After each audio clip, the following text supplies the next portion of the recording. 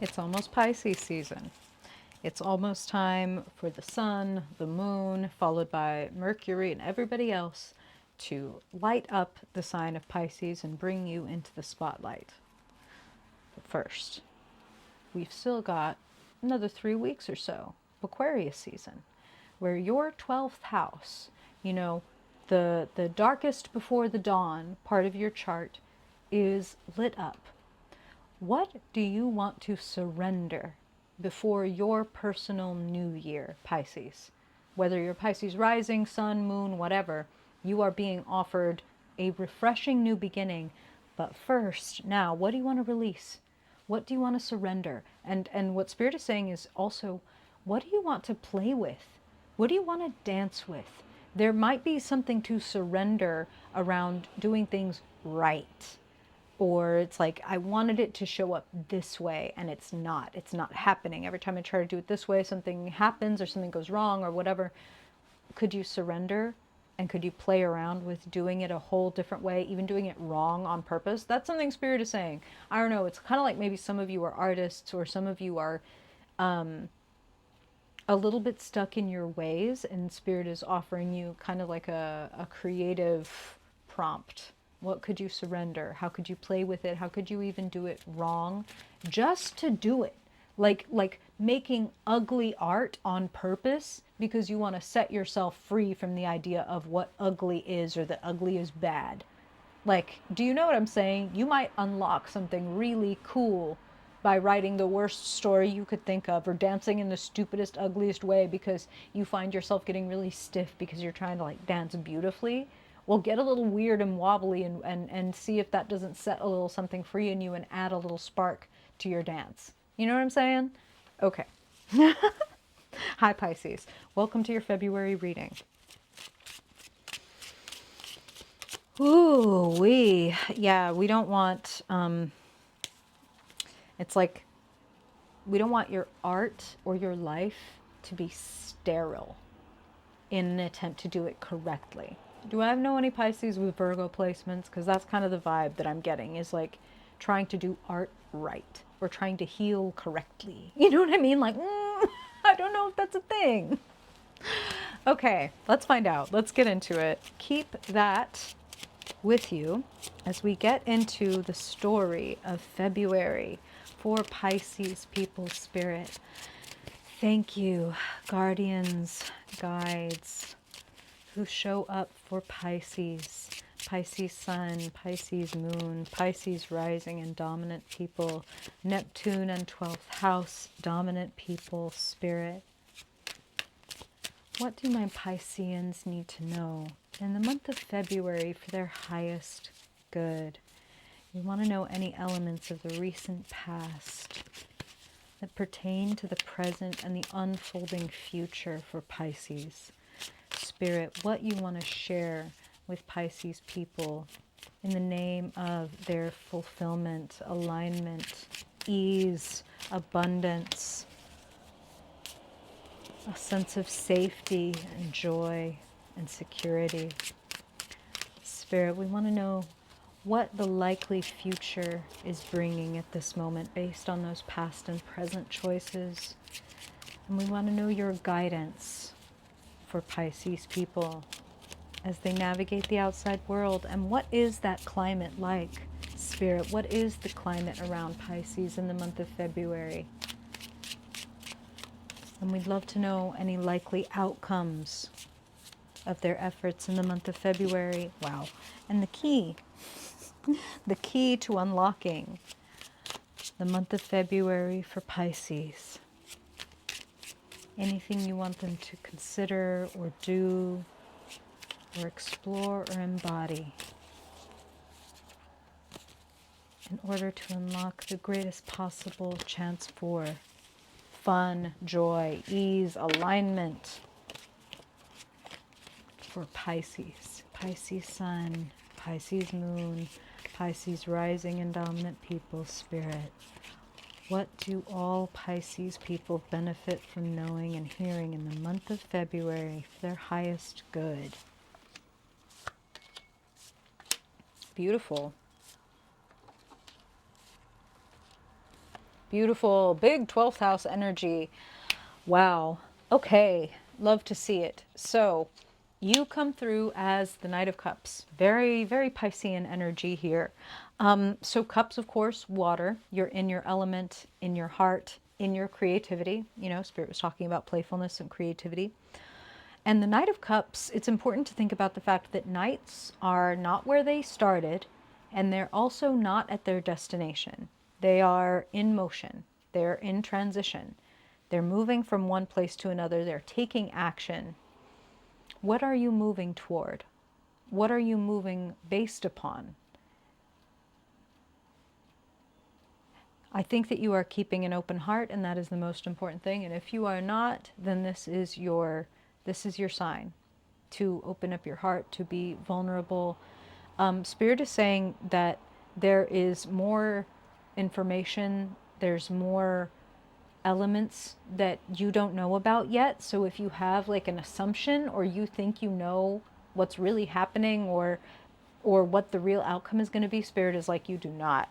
There are many elements here, and things could go in a very much more joyful or positive or surprising direction than you might think. So they are just saying, if you think that you know, if you think you know, you have no idea. That's how they're putting it, okay?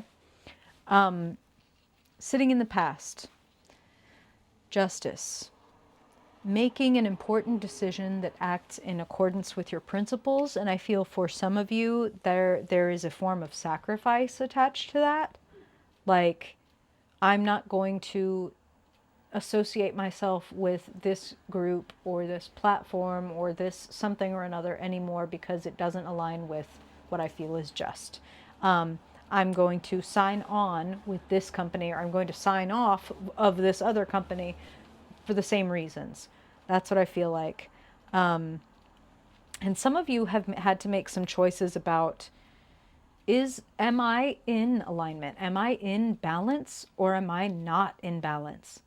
Are there certain things that I am maybe ignoring or closing my eyes to because I want to be able to keep behaving the way that I am? But actually, I'm understanding now that, like, when I, cause and effect, when I do this, that happens. That kind of thing. That's what Spirit is talking about. And therefore, I need to do that so that this happens instead. You know what I'm talking about? I feel like it's a very clear decision, and with that knight attached to it, it's like, now I'm going to try on this new philosophy, this new choice. I'm going to walk down this new road. Sitting in the present moment, beautiful, abundant card, Nine of Pentacles.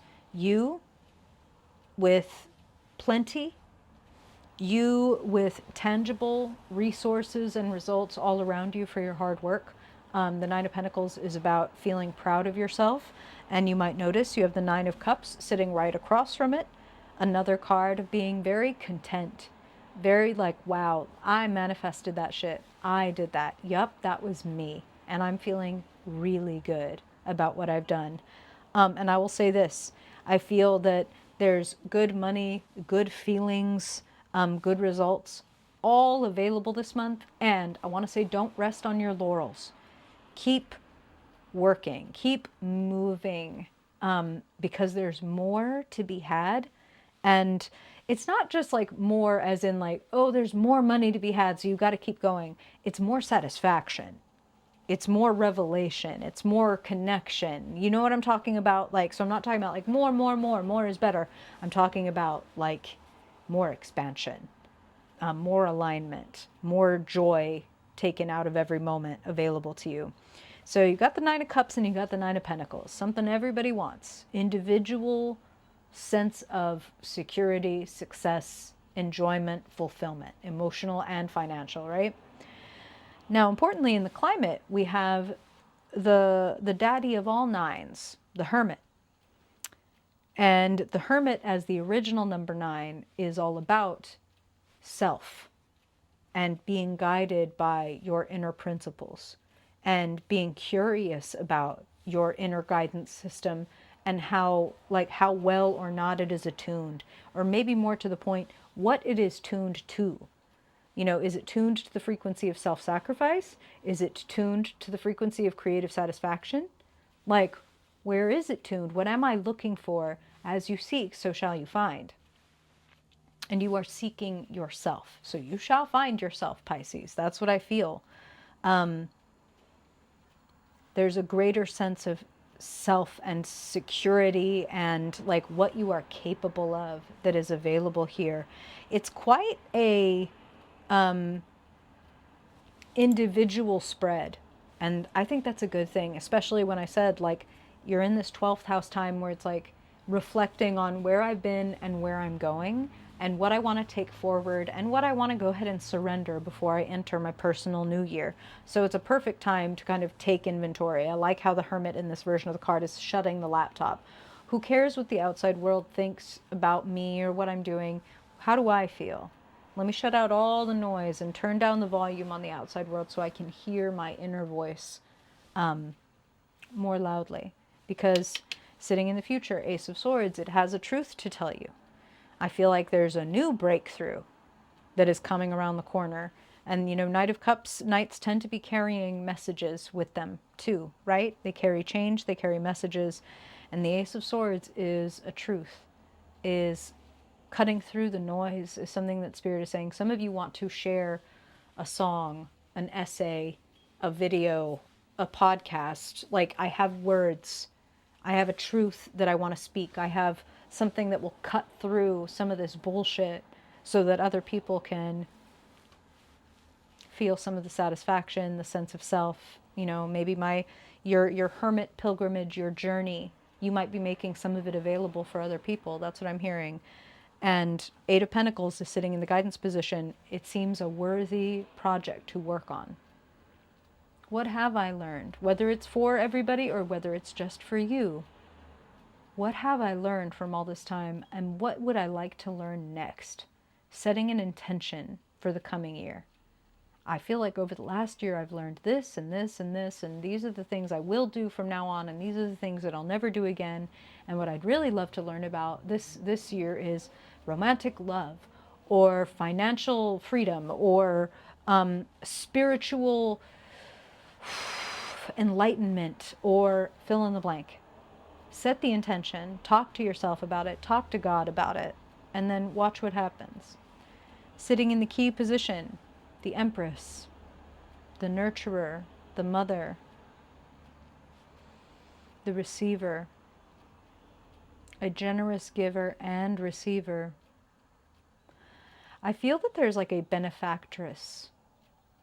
And it could be a benefactor. This could be a person with a masculine gender, but I feel a very maternal, soft, luxurious, sensual, benefactress type energy where it's like maybe you're getting money from this person, maybe this person is promoting you in some way. And whenever we encounter an energy in the outside world, it is asking for the resonant energy inside of us to meet it and match it. So I feel like you are becoming more aware of how much you have to give. And as you give, you receive more, and then you give more, and you receive more, and you give more, and you receive more. Do you know what I'm saying? And it's this really beautiful, positive return.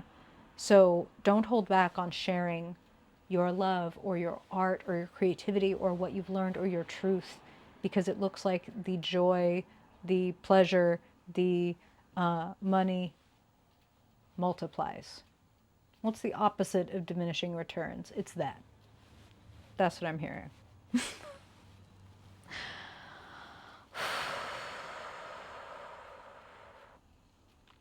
Everything that you've been through and all the hard work that you've put in really does have an amazing seed of truth and justice that you're going to be able to share with the world in a way that positively impacts it. And that comes from the heart for you, wanting to make a good mark on the world, wanting to make the world a better, softer, kinder, more honest place.